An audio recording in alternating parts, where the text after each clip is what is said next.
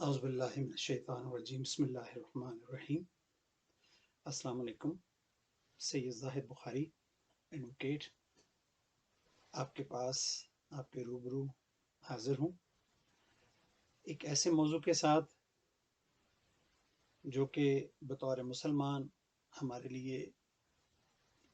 ایسا ہی ہے کہ ہم اس کو اگر ہاتھ بھی لگائیں تو ہاتھ ناپاک ہو جاتا ہے، یعنی شرک۔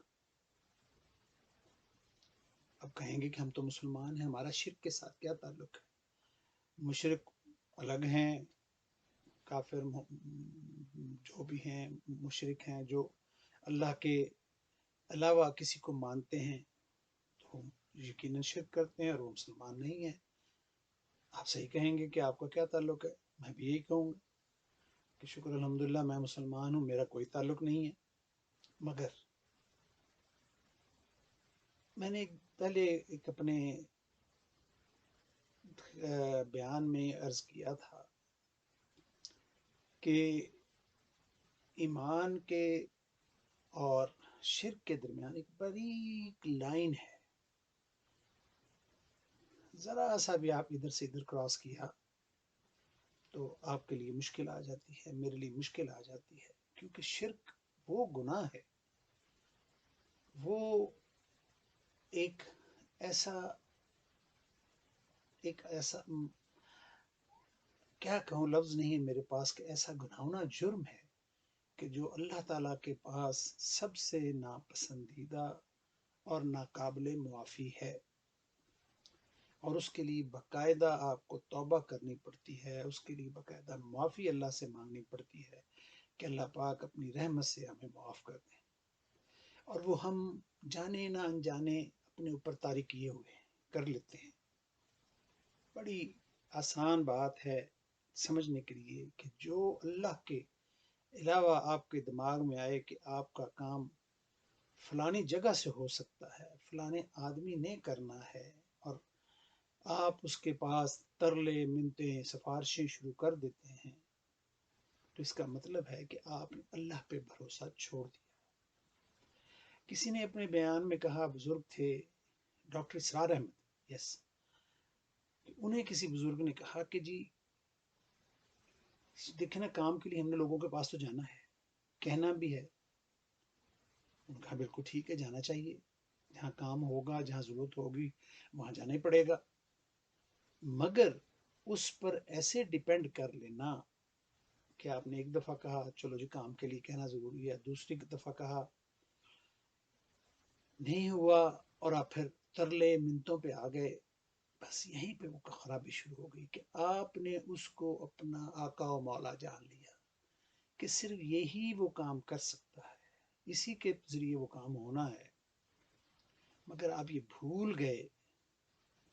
کہ پہلے جہاں سے وہ بات شروع ہوئی ہے کہ آپ نے تو سوچا کہ وہ کام آپ کو ہونا چاہیے، مگر جس سے اصل رابطہ کرنا تھا، جس سے اصل مانگنا تھا، اس کے پاس تو آپ گئے نہیں، کیونکہ اس کی منظوری ہوگی تو ہی وہ آدمی اس قابل ہوگا، وہ شخص اس قابل ہوگا کہ وہ آپ کا کام کرے۔ اگر وہ کام آپ کے لیے مناسب ہے، آپ کے لیے ہونا ہے، تو ہم یہ تو کہتے ہیں کہ ایک در بند 100 در کھلا، نہیں، مانتے نہیں ہیں ہم اس بات کو۔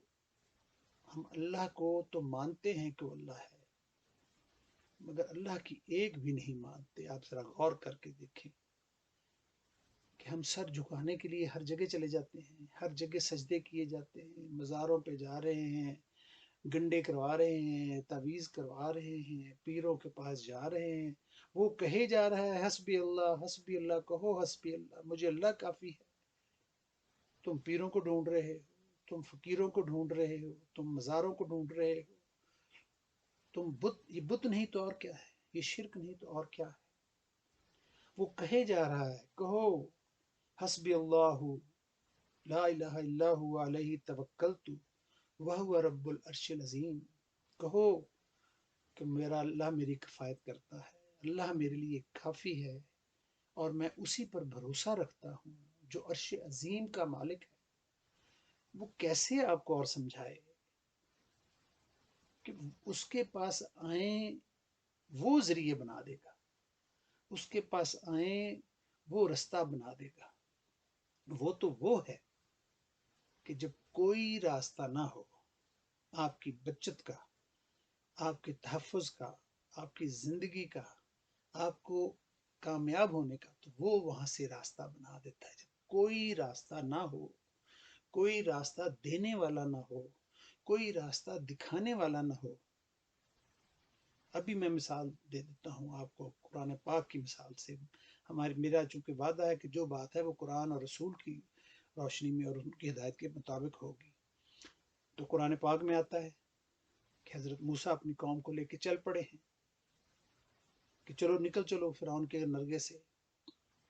اب آگے جب آئے ہیں تو بڑا دریا ہے، ٹھاٹھے مار رہا ہے دریائے نیل، دنیا کے بڑے دریاؤں میں ایک دریا ہے، وہ آج بھی ہے۔ پیچھے فرعون نے اپنی فوجوں کے ساتھ حضرت موسیٰ کا پیچھا شروع کر دیا، لشکر آ گیا ہے، آگے دریا ہے، پیچھے فرعون کا لشکر ہے، اور درمیان میں حضرت موسیٰ اپنے غریب قوم، جو کہ غریب لاچار ان کے غلام تھے سارے فرعون کے، اس نے غلاموں کی طرح ان کو رکھا ہوا تھا، اس کی قوم کو پسی ہوئی قوم تھی۔ پیچھے لشکر آ گیا ہے، آگے یہ غریب ہیں، بے یار و مددگار ہے، کوئی اسلحہ کوئی ہتھیار نہیں ہے، اور آگے دریا ہے۔ لوگ لڑنا شروع ہو گئے حضرت موسیٰ سے کہ اب کیا ہوگا، مروا دیا تم نے، پیچھے تو لشکر آ گیا۔ مگر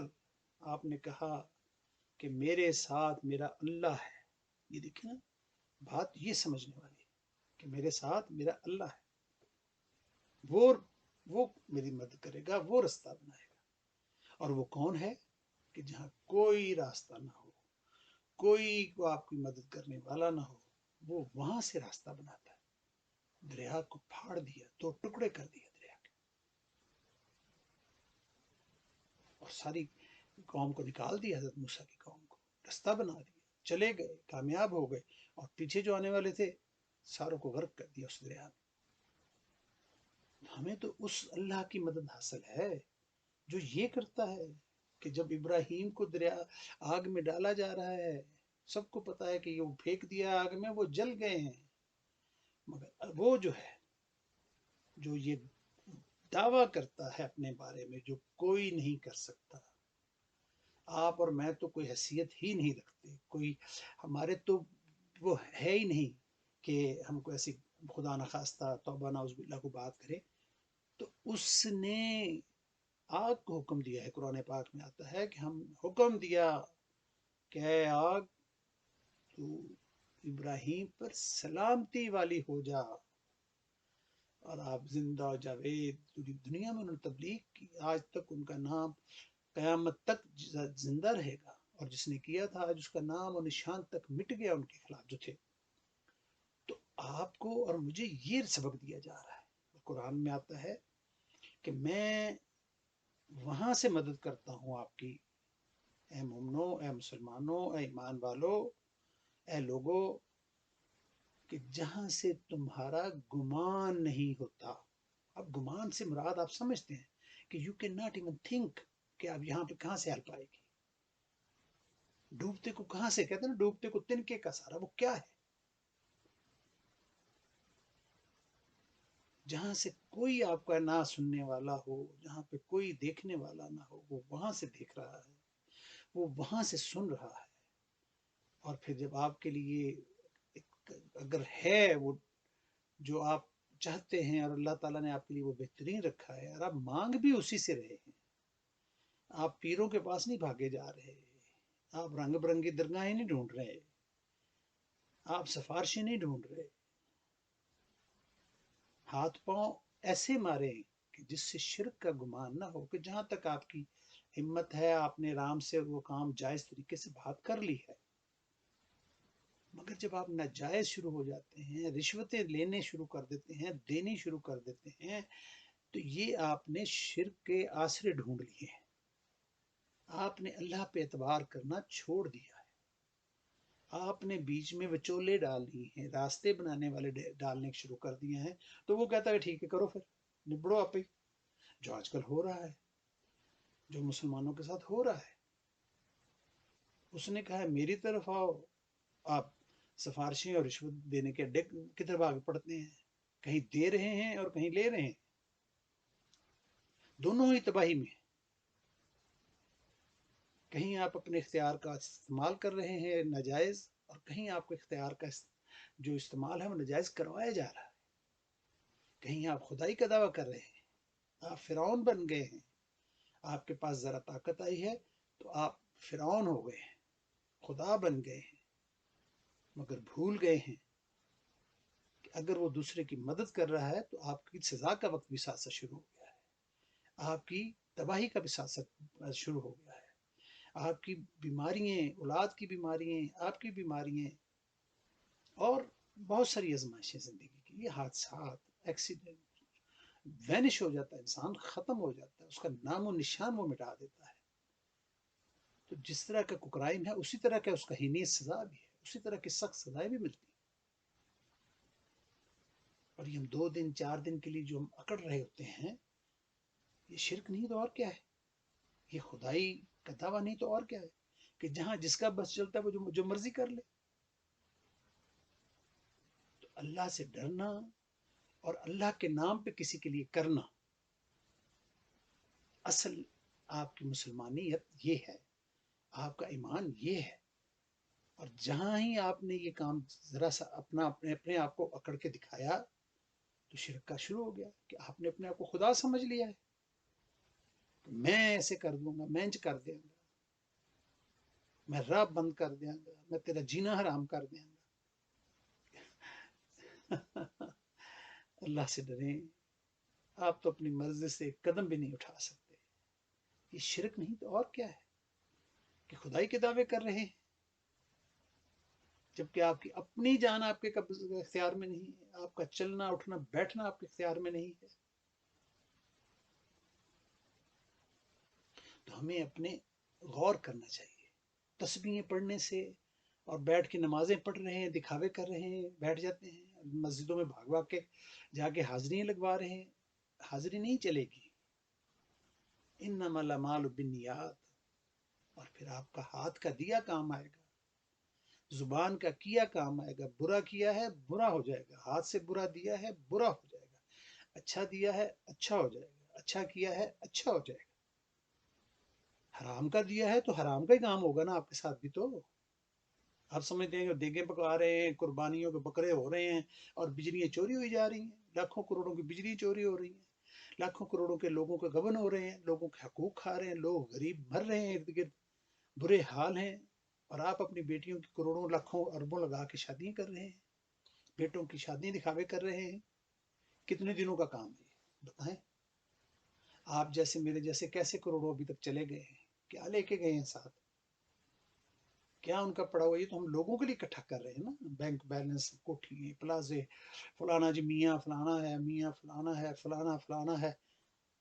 سب چلے چلے گئے، نام و نشان مٹ جاتا ہے اس کا، رہ ربدہ نہ جانا ہے۔ تو ڈرے اس وقت سے جب آپ کو اکیلے ہی کھینچ کے منو مٹی کے نیچے دبا دینا ہے، اور رہ نام اللہ کا جائے گا، آپ کی خدائیاں، آپ کے نا خدا اور آپ کا شرک آپ کے گلے میں لٹکا کے آپ کو سزا میں کے توق بن جائیں گے سارے۔ اور اللہ سے اپنے لیے اور اپنے دوستوں کے لیے عافیت مانگیں، معافی مانگیں،